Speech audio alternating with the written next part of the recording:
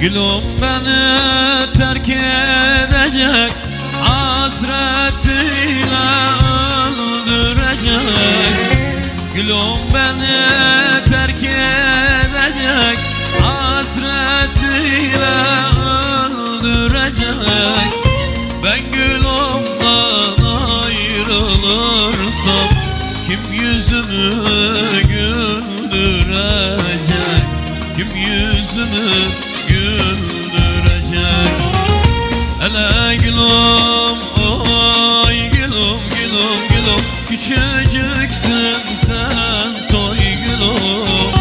Hasretinle ölüyorum, gel beni labra koy gülüm.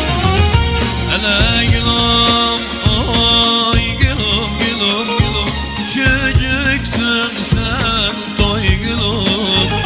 Hasretinle ölüyorum, gel beni labra koy gülüm.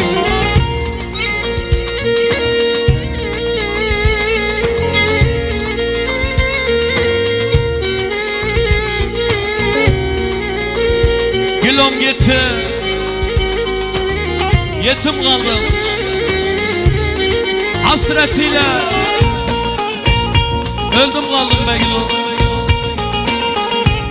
Tabip doktor neylesin bendeki yaraya? Ben bu derdi senden aldım ben sana. Allah ihsan ver.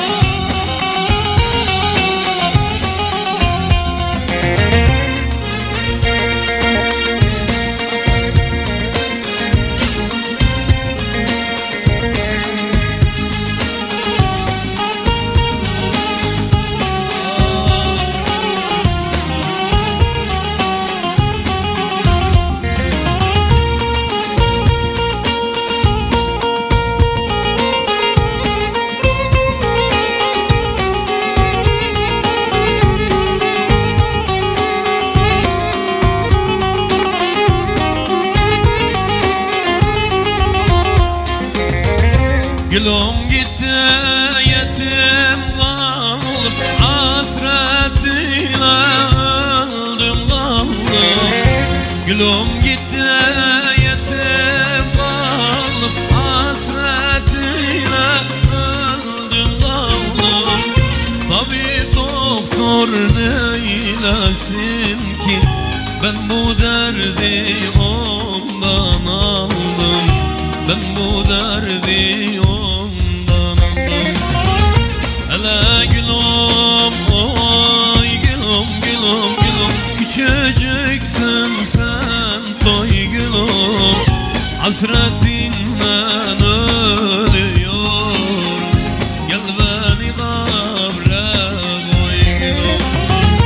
Hele gülüm, oy gülüm, küçücüksün sen toy gülüm. Hasretinle